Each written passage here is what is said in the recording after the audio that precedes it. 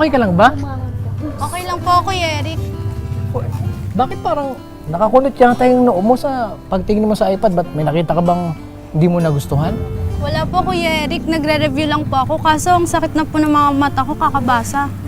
Eh baka dahil sa iPad ka nagbabasa. Wala nga pala kayong textbook, no? Oo, Ate Lian. Dito na kasi nakalagay yung books namin eh. Okay nga yan eh. Hindi ka na mabibigatan sa mga librong dinadala mo. Ang bibigat kaya ng libro. Oo, Lexter. Pero parang minsan gusto ko na lang din magbasa ng textbook eh. High-tech po pala sa inyo, Ate Kim. Oo, Kenchi. May mga eskwelahan na kasi ngayon na gumagamit ng iPad at doon inilalagay yung mga libro nila. At ang tawagan doon ay e-book or electronic book. At kung meron man yan, kasabayan ng pag-unlad ng teknolohiya. Ito, basahin nga natin ang nakasulat sa aklat ng Daniel 12:4. Ngunit ikaw, O Daniel, isara mo ang mga salita at tatakan mo ang aklat hanggang sa panahon ng kawakasan. Marami ang tatakbo ng paruot parito at ang kaalaman ay lalago. Kasabay po ng paglago ng kaalaman ay ang teknolohiya. At yan ang ating verse of the day.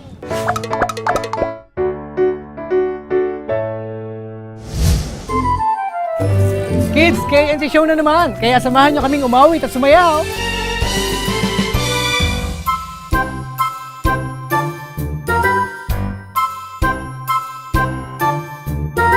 Halina kayo, tayo ay mag-aral. Sabay-sabay natin alamin ang totoo.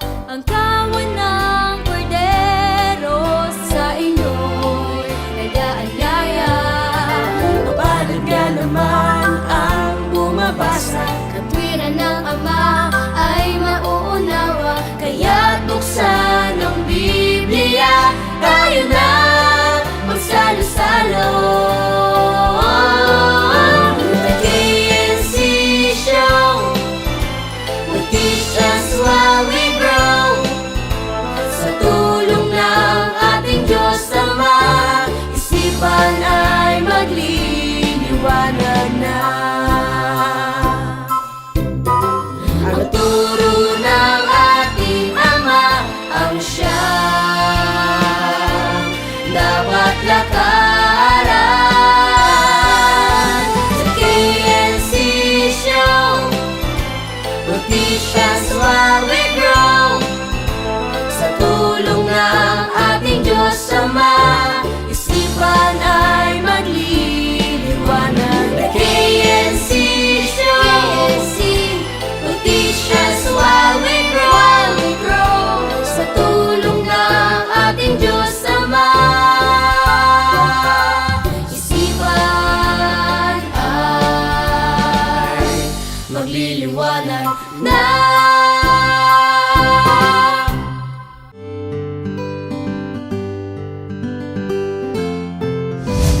Maganda po ba talaga kung e-book ang gagamitin natin? Basta ako, mas gusto ko pa rin yung printed books. Ako din. Mas gusto ko yung e-book. Ako din. Teka kids, bago kayo magtalo-talo, mas mabuting pag-aralan natin ngayon ang tungkol sa e-books. At alamin natin kung ano ba ang advantages at disadvantages ito doon sa mga librong binabasa natin. Sige po, para po malaman namin kung ano mas maganda. Lahat ng yan ay sa pagbabalik ng... KNC Show!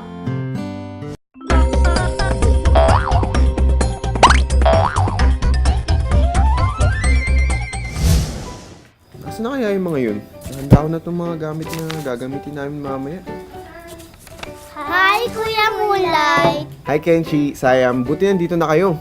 Kanina ka pa ba, Kuya Moonlight? Eksakto po ba ang dating namin? Oo Kenshi, dahil katatapos ko lang din maihanda yung mga kailangan natin sa gagawin nating art project ngayong araw. Ano po ang gagawin natin? Ang gagawin natin ngayong araw, Sayam, magdodrawing tayo gamit ang colored chalk. At gagawin natin ito sa kakaibang paraan. Kakaibang paraan?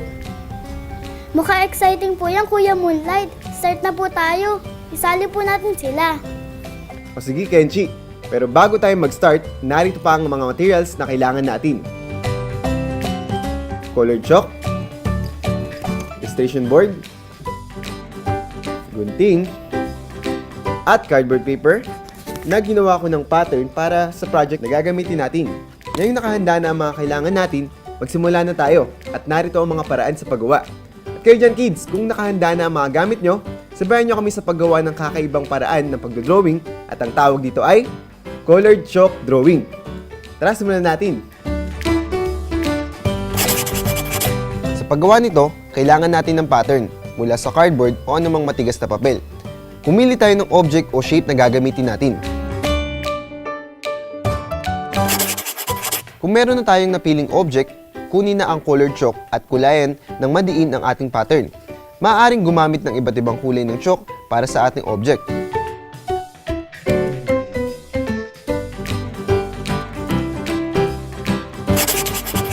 Ngayon naman, ipatong ang ating pattern sa illustration board at saka unti-unting ikalat ang kulay mula sa pattern papunta sa board gamit ang ating mga daliri. Maaari pang maglagay ng iba't ibang design gamit pa rin ang colored chalk.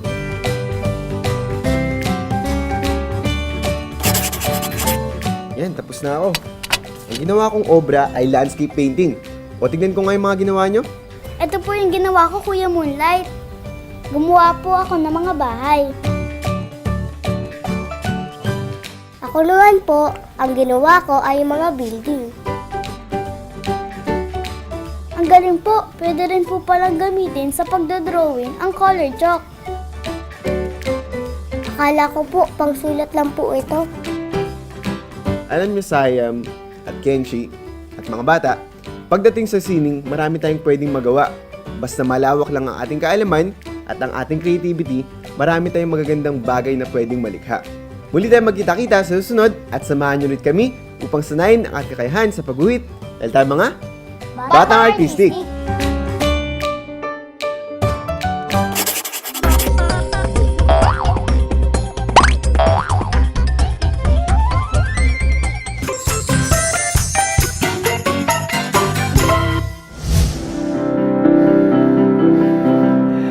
Magandang araw sa inyo mga bata!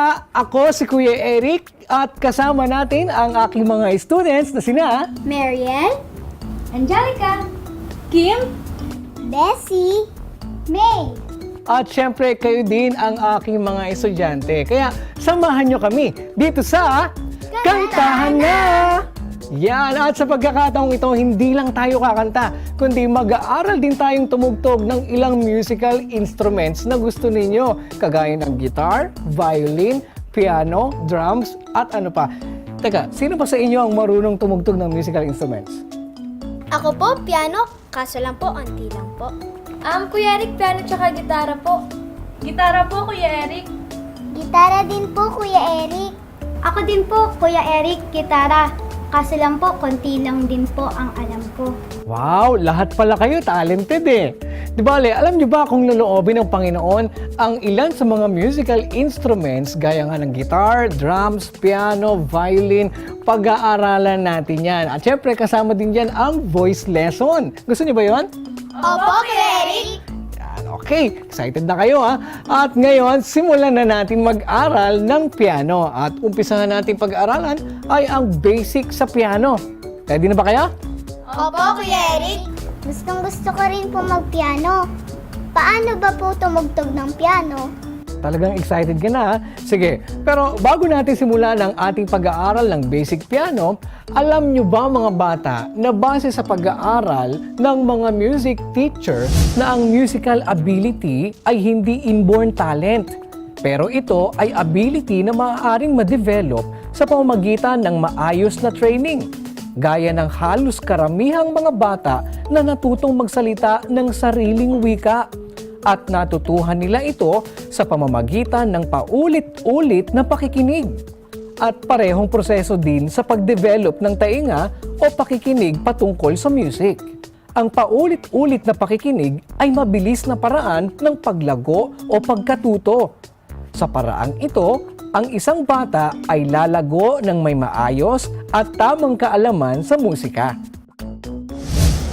Ganun po pala yun, Kuya Eric. Kaya ang ibig sabihin po, pwede po talaga kami matuto magpiano at ng iba pa pong musical instruments. Oo naman, Kim. Kaya ngayon ay umpisahan na natin. At ang una nating dapat na malaman ay ang keyboard layout.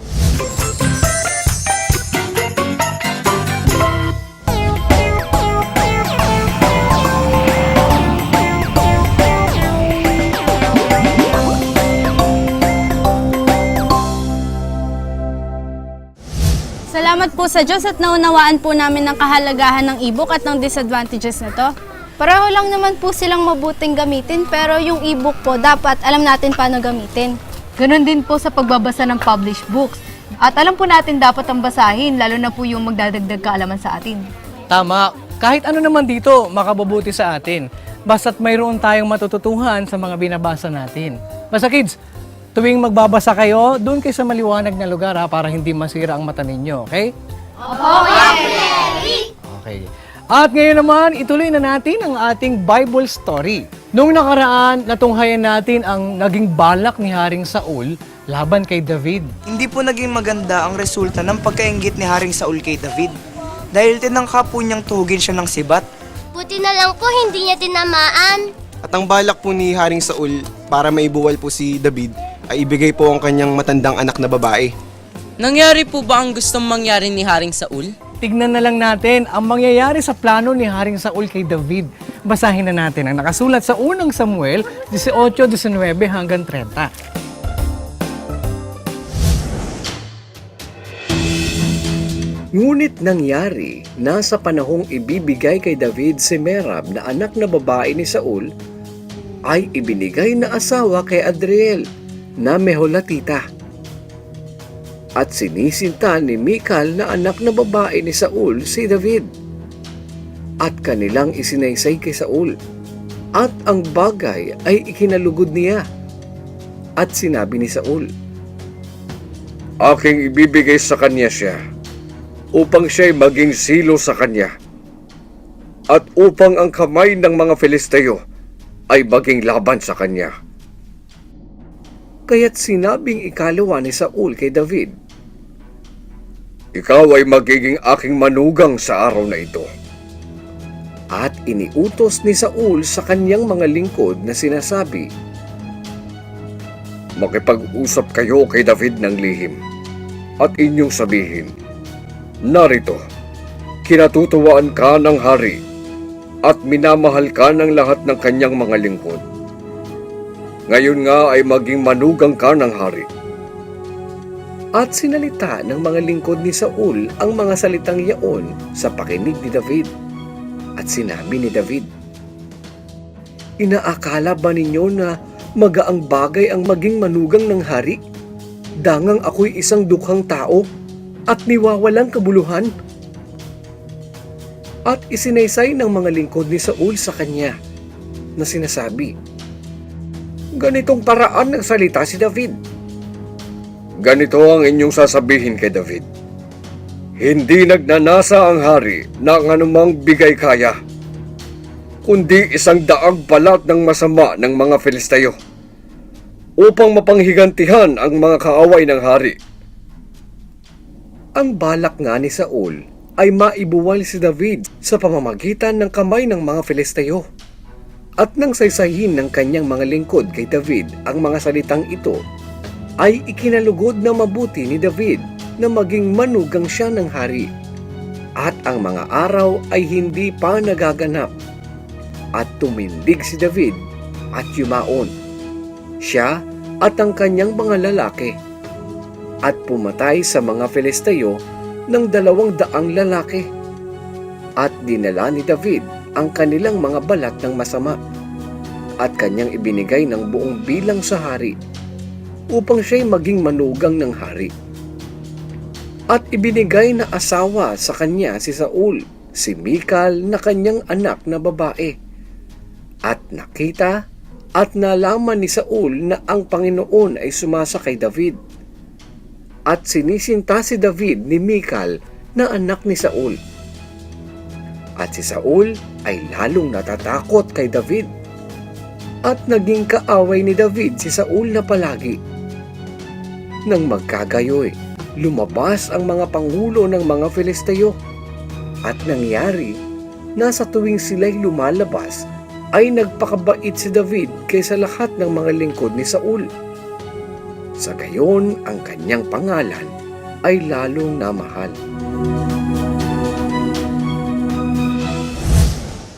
Talaga po palang masama ang balak ni Haring Saul kay David. Kahit ibigay pa ang anak niya. Yun lang, hindi nagtagumpay si Haring Saul sa plano niya kay David. At lalo ngang natakot si Haring Saul kay David nung malaman niya na sumasa kanya ang Panginoon. Kaya patuloy silang naging magkaaway sa isa't isa. Ano po bang sumunod na ginawa ni Haring Saul laban kay David? Yan naman ang aalamin natin sa susunod kung naloobin ng Panginoon. Kaya huwag kayong absent sa panonood ng Bible story. E-book o published book? Kahit ano man yan, ang mahalaga ay binabasa natin ang ating mga libro. At may natututuhan tayo sa mga binabasa natin. Tama kids, alam nyo bang ang Biblia ay may e-book na din? Pero ganun pa man, ang Bible pa rin ang best-selling book sa buong mundo. At ito ang dapat na pangunahing basahing libro ng lahat ng mga tao dahil ang nakapaloob dito ay pawang sa ikabubuti natin. At magtuturo ito sa atin para maging mabuting bata at maging mabuting tao. Basahin natin ang nakasulat sa aklat ng 2 Timoteo 3:15 hanggang 17. At mula sa pagkasanggol, ay iyong nalalaman ang mga banal na kasulatan na makapagpadunong sa iyo sa ikaliligtas sa pamamagitan ng pananampalataya kay Kristo Jesus. Ang lahat ng mga kasulatan na kinasihan ng Diyos ay mapapakinabangan din naman sa pagtuturo, sa pagsansala, sa pagsaway, sa ikatututo na nasa katwiran, upang ang tao ng Diyos ay maging sakdal, tinuro ang lubos sa lahat ng mga gawang mabuti. Abangan pa ang marami pa nating pag-aaral para sa atin lahat. Kaya wag absent sa panonood ng KNC Show. Kids, samahan niyo kami umawit at sumayaw.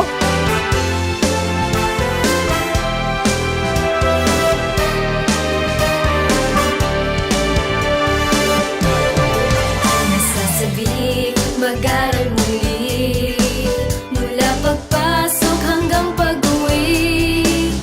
Nasa isipan ko palagi ang pag-aaral. Matagal din di tayo nagkita, at ngayon nga'y balik eskwela.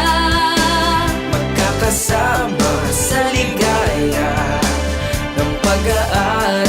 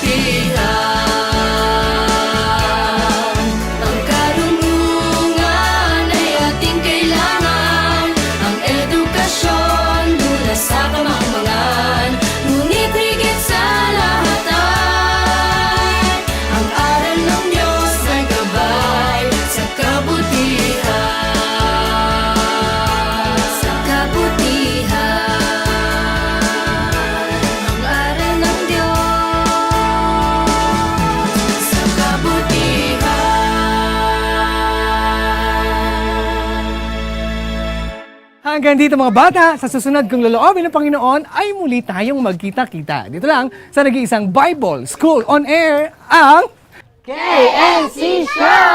The KNC Show! We'll teach us while we grow.